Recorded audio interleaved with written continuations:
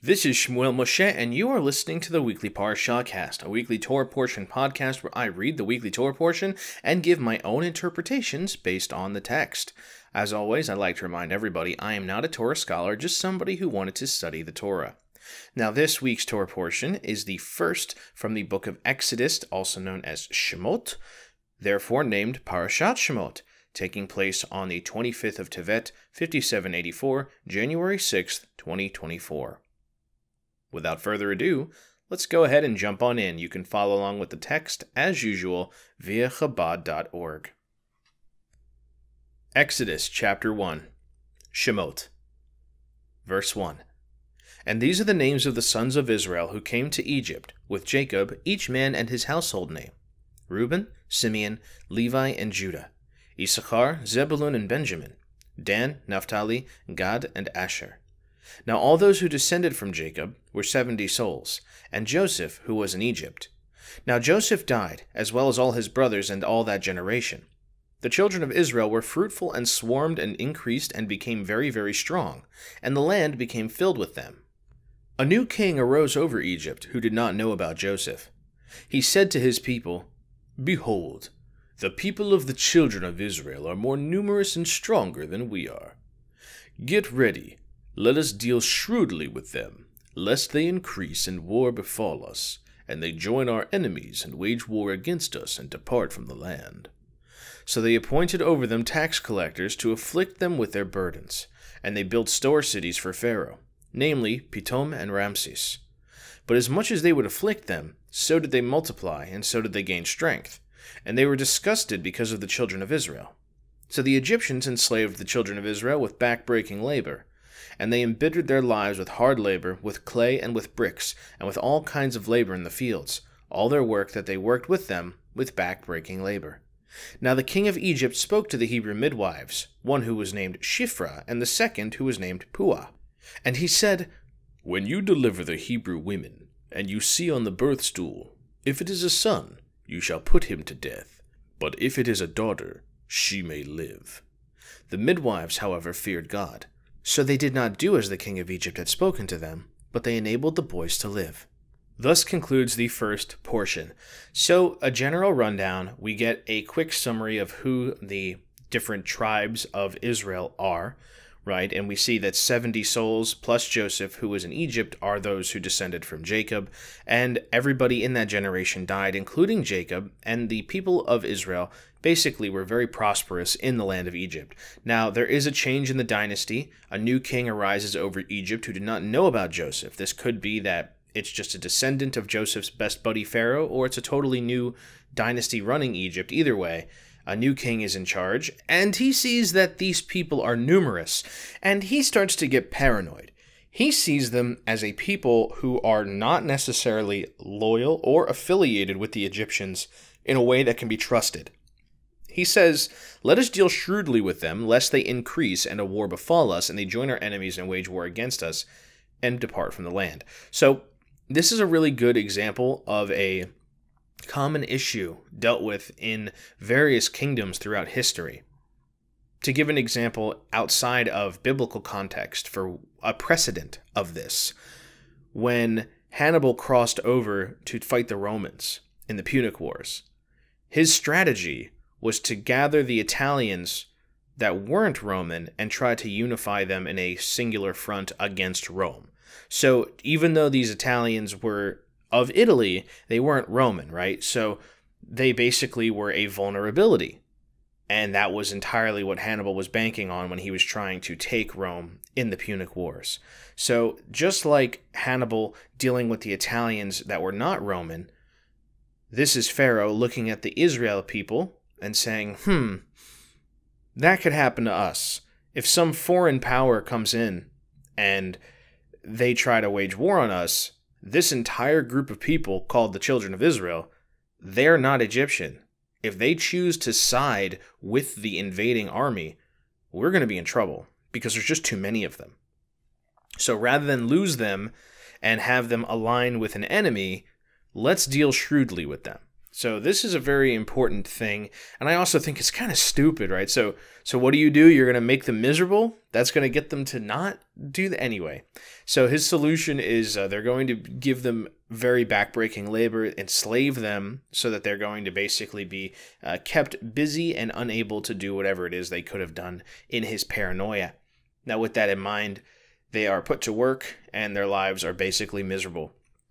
The other thing is that he's giving an order that the children who are born male will be put to death. This issue is something that's missing some context. So we're just reading the blank material that's written here. Now, one of the things that's very important is the oral tradition, right? And so what am I talking about? Well, this is basically like the legends and the mythos that are passed down but not written down. So we'll talk a little bit more about that later, but why is Pharaoh doing this? Why is he putting them to death? What is his motivation? Why get rid of the men? Well, there is the whole idea of the women can be used, right? But men are not of the people. But I've also heard a sort of oral tradition that he received a prophecy that there would be a boy who would rise up from the Hebrews to lead to his end. So he is fighting against the prophecy, according to these broader texts. I think you can hear about this from Flavius Josephus and his version of the Jewish histories. The Antiquity of the Jews is the name of that work. But anyway, sticking just to what's written here, that's extra material, right? I'm mentioning that because it's interesting to me, but let's just stick on what's just here right now. We have the Egyptian king saying, get rid of these people, put them through backbreaking labor, and also kill all the firstborn men. Or all the men, rather, not just the firstborn. Just kill all the boys that are born. Another thing to consider here. Why is the Pharaoh so paranoid that the Egyptians are at threat in the face of these Hebrews? That is where we get into the original text that says a Pharaoh or a king who did not know of Joseph. Why would he not know? I mentioned before maybe it's a new dynasty, so I think that this is entirely possible, that the reason he's afraid of this happening and he's treating them like this is because he isn't of the old king, but instead is himself somebody who deposed the previous royal family. That's a possibility. So that would explain paranoia, right? Because if the current Egyptian kings have all done very well for themselves and had no issues with the Hebrews and even profited from the existence of the Hebrews, now this guy is saying those Hebrews are dangerous. What if they betray us? What if they side with the enemy and leave us? That is a genuine fear, but it could be that he's afraid of it because he himself is part of a dynasty that was brought into power through similar means. That's just a little note, a little thought of mine, an observation. It's not necessarily the case, but it is something that I'm considering possible for why the king of Egypt, who would lack this information, and so on. In any case, the last part is, of course, they've been enslaved, their lives suck, and these midwives don't obey the order, and they let the children live.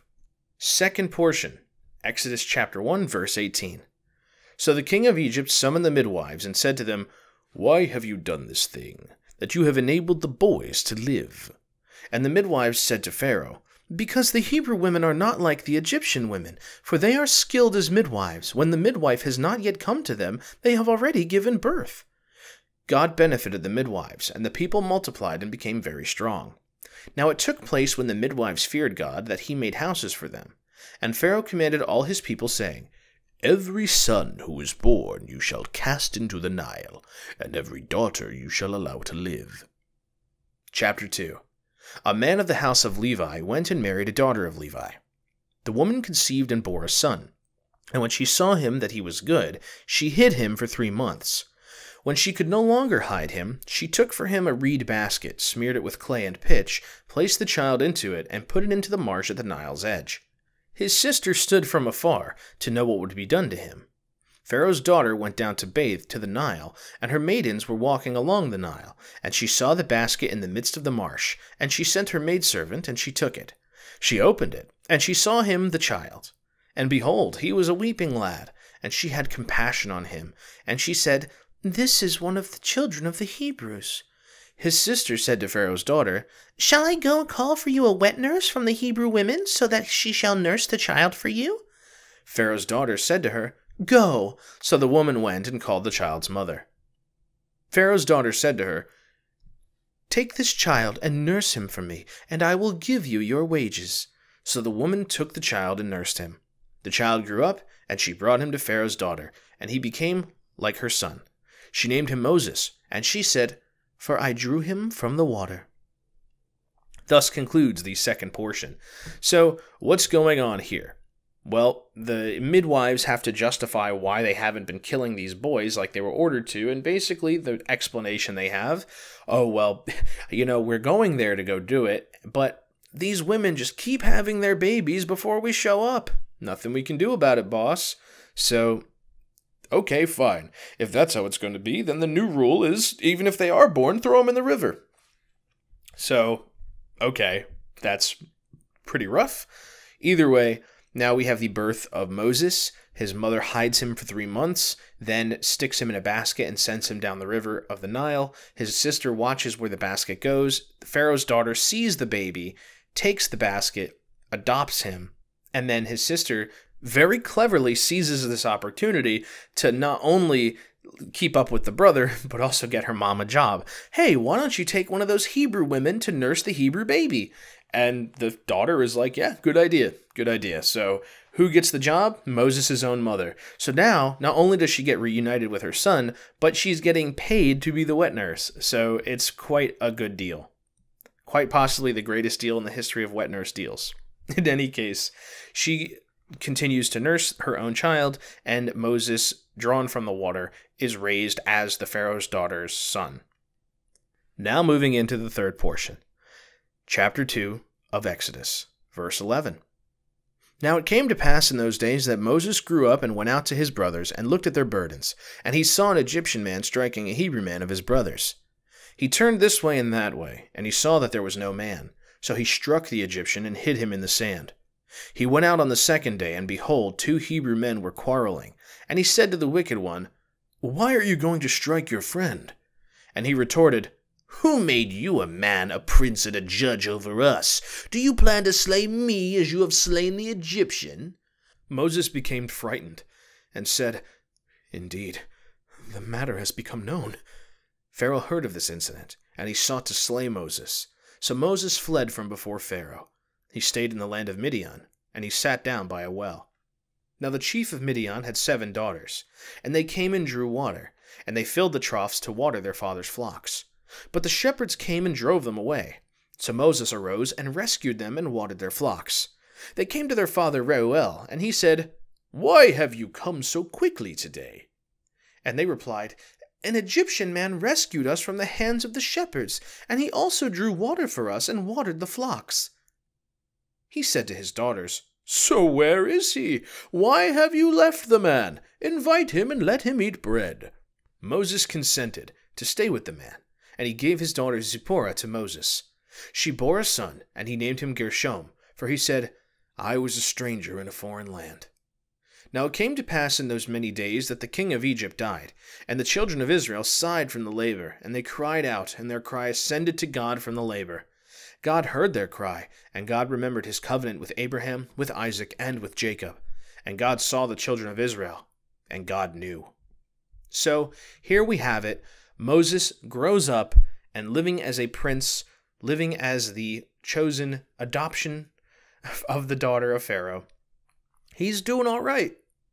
One day he sees one of his Hebrew brethren being beaten by an Egyptian, and so he looks around, he doesn't see any witnesses, and he kills the guy. He hits him and he buries his body in the sand, and end of the story, right? That's it.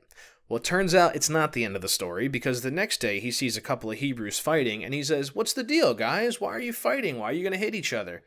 And the guy basically snaps back, "Who are you to be the judge, all that, and the prince? Are you going to hurt me? Are you going to kill me like you killed that Egyptian?" And suddenly, when Moses realizes this matter is known, it basically means, oh God, I thought that I killed that guy and got away with it, but people know about it. And if people know about it, that means I'm going to get in trouble. So he runs.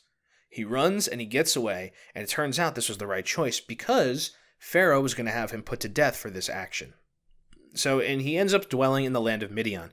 Now, several episodes ago, I talked about Midian, and I remember saying something about how this would be a significant place, a significant name later on. We were talking about the ancestry and all the different people that came from the different descendants of Noah, the Midianites. So here we are in Midian, and as we see, this is where Moses goes and flees to find sanctuary after committing that act of killing the Egyptian to save a Hebrew.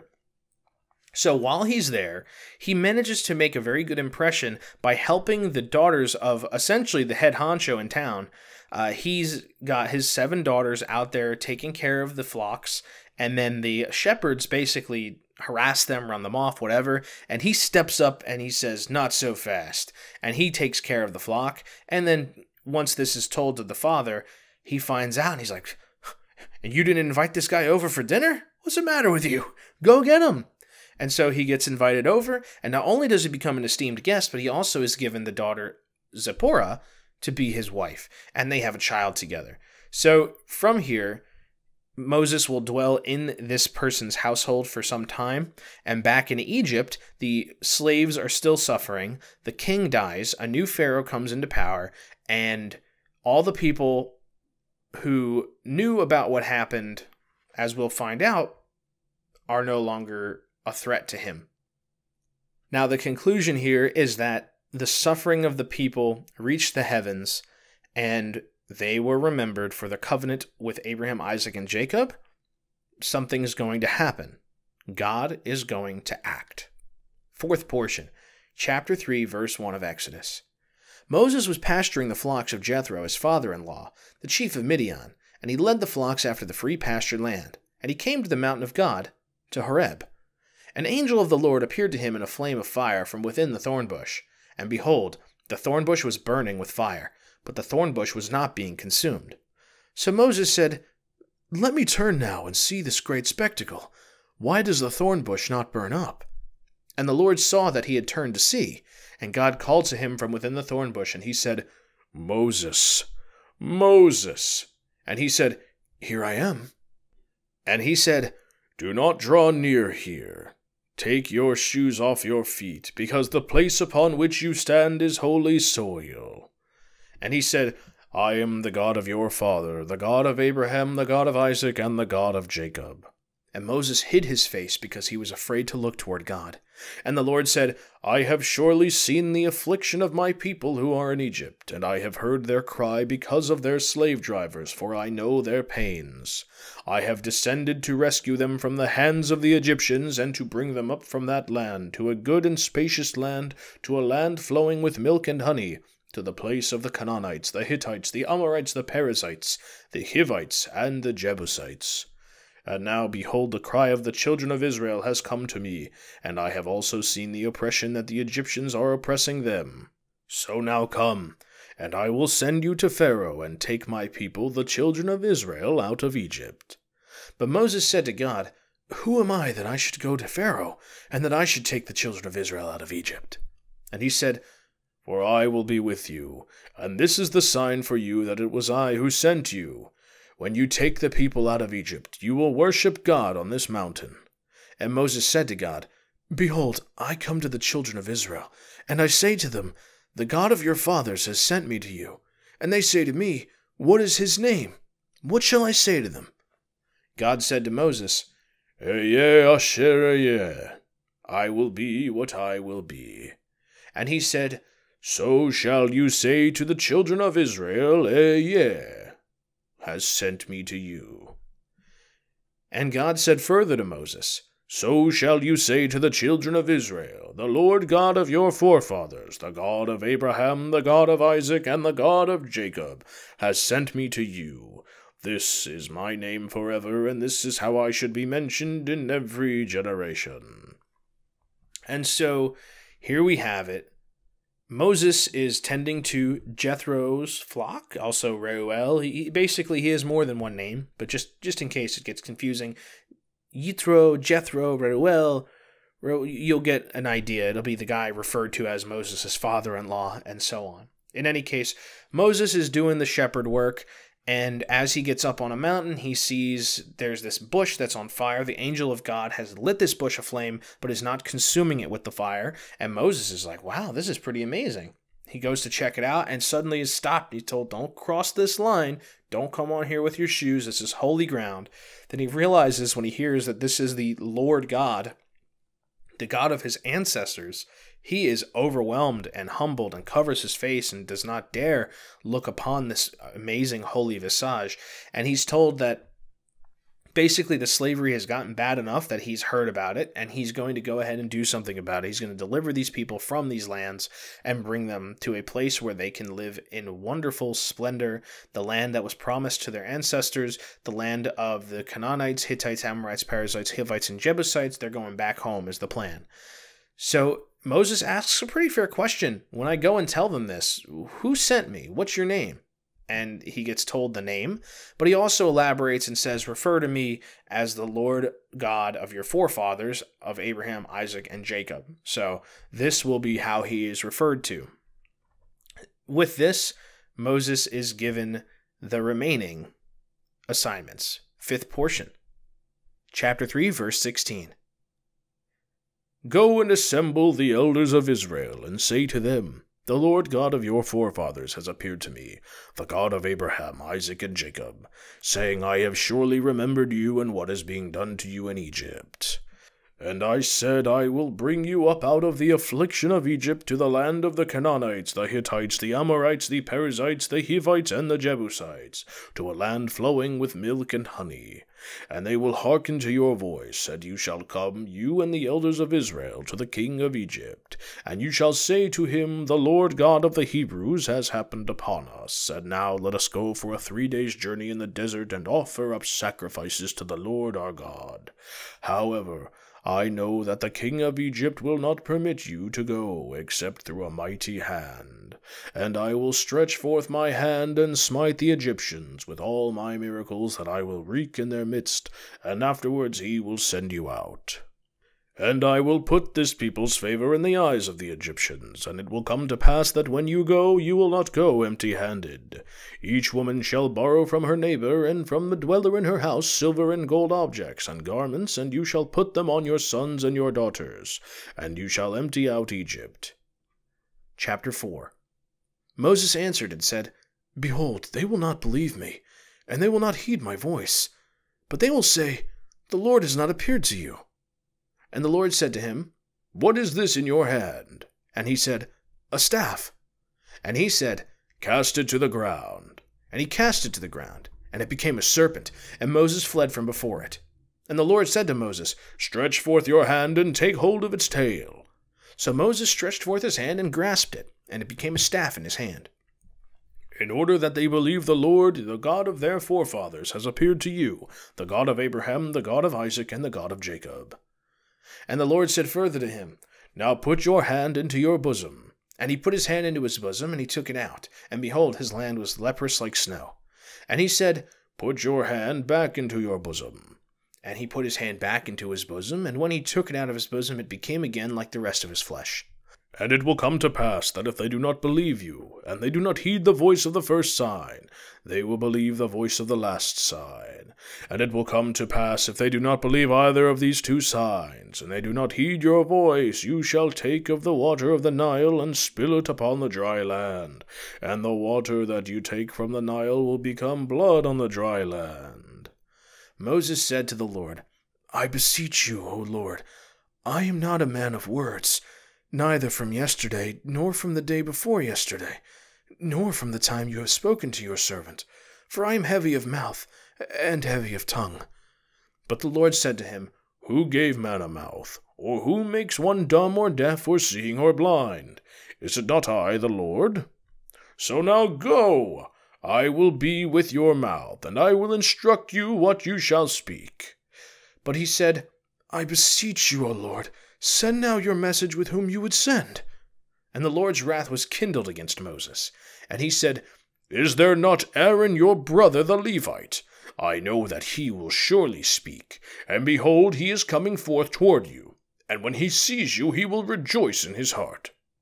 You shall speak to him, and you shall put the words into his mouth, and I will be with your mouth and with his mouth, and I will instruct you both what you shall do. And he will speak for you to the people, and it will be that he will be your speaker, and you will be his leader. And you shall take this staff in your hand, with which you shall perform the signs. All right, so, as we have just heard, Moses is given his mission. There is no choice to accept it. This is his new assignment. You're going to go and tell them that God, the God of your forefathers, Abraham, Isaac, and Jacob, has heard your affliction. He's here to help. And you're going to instruct the Pharaoh to let you go and make an offering to said God. However, I know that he will not allow it without the force of a mighty hand. So basically, he's already saying outright, I know Pharaoh's not going to let you go, not without me doing something pretty extreme. And I'm going to do something pretty extreme. Don't you worry about that. But as for the people, you go and tell them. And Moses says, well, what if they don't believe me? What if they don't trust that I'm telling the truth? God gives him the power of 2 miracles. First, the ability to turn his staff into a snake and back, and then also the ability to stick his hand inside of his chest, right? So he'll like tuck it into his tunic, pull it out, and it's going to be, ooh, leprosy. Then put it back. Ooh, it's back to normal. So these are the super powerful magical miracles that he is being given. But Moses is still like, oh, I don't know, man. I'm not much of a public speaker. I'm not a good speaker at all. And so this irritates the Lord, but he basically says, and what about your brother Aaron? He will be your speaker. The 2 of you are going to do this together, and he's going to come and see you soon. So he's going to be happy to see you. I'm going to tell you both what to do. I'm going to be with both of you. And the good news is when you do get let free of Egypt, you're not going to just leave. You're going to leave with all sorts of treasures. You're going to have a great, great exit. So don't even stress. Do as I say. Everything's going to be just fine. And also, who are you to tell me that you're not a good speaker? Who gives people the ability to speak in the first place? Me. So don't be afraid. I got it. You just do what you're told. Now we move on to the 6th portion. Though I will note one more thing. This is interesting because I mentioned earlier the conflict, or not conflict, but a subject having to do with his background according to Flavius Josephus in the Antiquities of the Jews, right? So Moses is very humble here, and he says he's all these things. But in the version of the story told in the oral traditions, there's a lot more going on with Moses before he leaves Egypt. There's a whole entire military career, etc. It's not in the Torah, so, take it for what you will. But I do think it's very interesting that he is humble in this way. Right? Why is Moses so humble when he's already been able to impress the chief and be raised as a prince? But he's saying, I'm not one to make speeches. I'm of heavy tongue, blah, blah, blah. So is this humility? Is this imposter syndrome? Whatever the case may be, Moses is called the humble one for good reason. In any case, we're now going to go into the 6th portion. 6th portion, chapter 4, verse 18 of Exodus. Moses went and returned to Jethro, his father-in-law. And he said to him, let me go now and return to my brothers who are in Egypt, and let me see whether they are still alive. So Jethro said to Moses, Go in peace. The Lord said to Moses in Midian, Go, return to Egypt, for all the people who sought your life have died. So Moses took his wife and his sons, mounted them upon the donkey, and he returned to the land of Egypt. And Moses took the staff of God in his hand. The Lord said to Moses, When you go return to Egypt, see all the signs that I have placed in your hand, and perform them before Pharaoh. But I will strengthen his heart, and he will not send out the people. And you shall say to Pharaoh, So said the Lord, my firstborn son is Israel. So I say to you, Send out my son, so that he will worship me. But if you refuse to send him out, behold, I am going to slay your firstborn son. Now he was on the way in an inn that the Lord met him and sought to put him to death. So Zipporah took a sharp stone and severed her son's foreskin and cast it to his feet. And she said, For you are a bridegroom of blood to me. So he released him. Then she said, A bridegroom of blood concerning the circumcision. The Lord said to Aaron, Go toward Moses to the desert. So he went and met him on the mount of God, and he kissed him. And Moses told Aaron all the words of the Lord with which he had sent him, and all the signs that he had commanded him. So Moses and Aaron went, and they assembled all the elders of the children of Israel. And Aaron spoke all the words that the Lord had spoken to Moses, and he performed the signs before the eyes of the people. And the people believed. And they heard that the Lord had remembered the children of Israel, and that he saw their affliction. And they kneeled and prostrated themselves. So here we go at the end of the 6th portion, a rather quick one, but significant. So Moses basically tells his father-in-law, I'd like to go check on my family back in the land of Egypt, and his father-in-law, being such a wonderful guy as he is, says, go in peace. So no problem whatsoever. Significant also here is that he did take the time to say his goodbyes. This is something that Jacob did not do with Laban, right, his uncle, but it's something that Moses did with his father-in-law, and he does so with the utmost respect. With that being said, the Lord tells him to return home, and while they're at an inn on the way home, Moses is dying, or he's going to be killed. And so what's the deal here? Well, significant, Zipporah, his wife, circumcises their son. So if we reverse engineer these phrases, these passages, Moses forgot to circumcise his children. He forgot to circumcise his boy. And failing to do so was a very big deal. Even though he's been given this extremely important mission, he failed to forge the covenant of the Brit Milah with his own child and the Lord God. So the Lord God, forget the mission, I'm taking this guy out. He didn't do the most important first step. His wife steps in, not so fast. I will save my husband's life by fulfilling the obligation. Thus, Moses is saved by his wife understanding the importance of the ritual. A wonderful wife, and it's even more significant because she was not born to the Hebrews. She is essentially a convert. She did this and saved Moses' life, and she isn't even of his people, so that really speaks to her quality as a partner. That's enough about that for now. Just keep it in mind. In any case, Aaron goes and he meets up with his brother, and it is a joyous reunion. And just as foretold, they go together, they speak to the people of Israel, but Aaron is the speaker, Moses is the guy providing him with the information about what to say. Now, there's a lot of reasons for this that make it all really work out like it is, the perfect outcome. Moses, despite being a Hebrew, he's not raised like the rest of the Hebrews. He was raised in the house of the Pharaoh. So Aaron, being one of the true raised among them Hebrews, this is a really good decision, just socially, to use him as the mouthpiece to rally the people of Israel. And interestingly, this is a little controversial, right? So I've heard people who try to debunk the story of Exodus or debunk the antiquity of the Hebrews, not the book, but the actual history as dictated by the Torah, the story of Moses and all that, by using it as an example of a people who basically rebelled against the Egyptians and adopted their own sense of identity, blah, blah, blah. But I do think that this is an interesting alternative interpretation of that, right? So we could take it at face value. Hebrew Moses is born, raised as an Egyptian, and then does his thing. Or Moses, the Egyptian prince, teams up with a Hebrew slave named Aaron, and the two of them stage a great coup or something that allows them to leave with the Hebrews. They do this by collaborating, thus justifying Pharaoh's entire paranoia. In any case, just thought that's an interesting tidbit based on what we know about what happens in Exodus. It could be that Pharaoh wasn't so far off, right? But in any case, let's get back into the material. The people did, in fact, trust what was being said, and they bowed down before the word. Now, 7th portion, the final for this week, chapter 5, verse 1 of Exodus. And afterward Moses and Aaron came and said to Pharaoh, So said the Lord God of Israel, Send out my people, and let them sacrifice to me in the desert. And Pharaoh said, Who is this Lord, that I should heed his voice to let Israel out? I do not know the Lord, neither will I let Israel out. And they said, The God of the Hebrews has happened upon us. Now let us go on a 3-day journey in the desert, and sacrifice to the Lord our God, lest he strike us with a plague or with the sword. But the king of Egypt said to them, Why, Moses and Aaron, do you disturb the people from their work? Go to your own labors. And Pharaoh said, Behold, now the people of the land are many, and you are stopping them from their labors.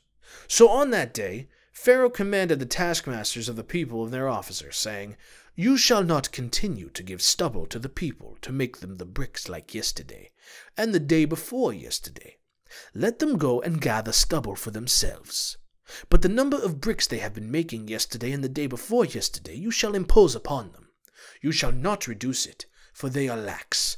Therefore they cry out, saying, Let us go and sacrifice to our God. Let the labor fall heavy upon the men, and let them work at it, and let them not talk about false matters." So the taskmasters of the people and their officers came out and spoke to the people, saying, "So said Pharaoh, I am not giving you stubble. You go take for yourselves stubble from wherever you find it, because nothing will be reduced from your work." So the people scattered throughout the entire land of Egypt to gather a gleaning for stubble. And the taskmasters were pressing them, saying, "Finish your work, the requirement of each day in its day, just as when there was stubble." And the officers of the children of Israel, whom Pharaoh's taskmasters had appointed over them, were beaten, saying, "Why have you not completed your quota to make bricks like the day before yesterday, neither yesterday nor today?" So the officers of the children of Israel came and cried out to Pharaoh, saying, "Why do you do this to your servants? Stubble is not given to your servants, but they tell us, Make bricks, and behold, your servants are beaten, and your people are sinning." But he said, "You are lax, just lax. Therefore you say, Let us go, let us sacrifice to the Lord. And now go and work, but you will not be given stubble. Nevertheless, the same number of bricks you must give." The officers of the children of Israel saw them in distress, saying, "Do not reduce the number of your bricks, the requirement of each day in its day." They met Moses and Aaron standing before them, and when they came out from Pharaoh's presence. And they said to them, "May the Lord look upon you and judge, for you have brought us into foul odor in the eyes of Pharaoh and in the eyes of his servants, to place a sword into their hands to kill us." So Moses returned to the Lord and said, "O Lord, why have you harmed this people? Why have you sent me? Since I have come to Pharaoh to speak in your name, he has harmed this people, and you have not saved your people." Chapter 6, verse 1, "And the Lord said to Moses, Now you will see what I will do to Pharaoh, for with a mighty hand he will send them out, and with a mighty hand he will drive them out of his land." Thus concludes the 7th portion. So a quick recap. Moses and Aaron go to Pharaoh, and they do exactly as they were instructed, tell Pharaoh to let them leave to go do a sacrifice in the desert. But Pharaoh says, "Who? God? God of the Hebrews? Never heard of him. Beat it. And not just beat it, beat them. Hey, you guys, go make their lives a lot more miserable for wasting my time with this nonsense." So basically what ended up happening is, not only did Pharaoh tell them no, he made their labors harder. So they used to provide them with materials to make the bricks. Now they're being forced to not just make the bricks at the same rate, but they also have to provide their own stubble for the bricks, their own materials. So it's now way harder to fulfill their daily quotas, and of course, it's impossible. Who could possibly fulfill the exact same quota despite having less resources and more time needed to do it? So, of course, they fail. Their heads of each group of Hebrews gets beaten. They go to Pharaoh, and they say, Why are you doing this to us? We can't possibly meet the quota." And Pharaoh's like, "Well, if you have time to ask to go pray to this God, you have time to do more work. Obviously, you haven't been working hard enough if you have time to think about going out and doing all that. You're lazy. So let's put an end to all that jazz. You're not going to be thinking about that anymore. You're not going to be even having the time to think about that. That's why you're working harder. Now don't complain about it ever again. That's your punishment. Get to work." They now turn on Moses and Aaron, and they say, "Oh, you, how could you? Because of you and what you said to us and what you've done here, now we have to work even harder, and Pharaoh hates us, and he wants to kill us. Great job." And now Moses, he doesn't disagree. He looks to God. He says, "God, what are you doing? All I've done is make things worse. Why did you send me to do this?" And God says, "Oh, just wait and see. You're about to find out." And so that's where we end this week. In essence, it's all a matter of of cause and effect, right? So they stoke the ire of Pharaoh, make things worse for themselves, all to further justify the punishments that will come. And I mean, they even tell Pharaoh, listen, the people of Israel are the firstborn son to this God, so deal fairly with them, or there's going to be consequence for your firstborn son. And he's basically like, I don't know what you're talking about, never heard of these false gods of yours, but I'm going to make you suffer for it, since you're so lazy that you have time to ask for this sort of thing. So as we can see, it's going to be a short-term misery for the Hebrews, absolutely insufferable, horrible consequences, but they will be repaid with great bounty in time. Nonetheless, for now, they're suffering, and even Moses agrees, this is horrible. Why did we do this? This has only made things worse. This will pass. Stay tuned for what's going to come next, which is basically what God is also telling them and what I am telling you, the listener. Thanks for listening to this week's weekly Torah portion on the Weekly Parashahcast for Shemot. We are now done. As always, let me know what your thoughts are on the overall story and experience and commentary. I do think that, for more than most things, the sections of what's beyond this text, as I mentioned, the oral traditions, things about Moses, are incredibly fascinating. I would highly recommend looking into those if you're curious and hearing more than that. But in either way, just sticking with this material, we see a very humble man raised as a prince and given an unbelievably important task, and not necessarily being up to the job mentally, but being told, you're going to get it done. I know you can, because I'm the one who makes things possible. And sure enough, it's rough right now, but give it time. Things will work out. That's always the thought process I think people should keep in mind too, as a takeaway. When things seem hard and they get even harder, that's all the more reason to look forward to a turnabout, right? And to look for that miracle, look for that amazing deliverance on the horizon. Just because things look worse right now. I've heard of my uncle had a great expression. When you're going through hell, don't stop, keep going, right? So in other words, when you're going through hell, like if you stop, you're going to be stuck in hell. Just keep going and you'll come out the other side, right? So that's kind of what's going on here. Don't give up, stay the course, have faith. That's the takeaway. One last note before I go about the name of this week's portion. Exodus is the name of the book, but Shemot, the name of the portion and also the name of the book in Hebrew, actually means names. So that's pretty interesting to me, that it's got the term Exodus referring to what goes on in the overall story when it comes to the English version, but the Hebrew word is names. The more you know. In any case, we'll see you next time for the next portion in the second book of Moses, Exodus. Until then, this has been Shmuel Moshe. Thank you for listening to the Weekly Parashahcast, and I look forward to sharing with you again next time. Until then, take care. Baruch Hashem.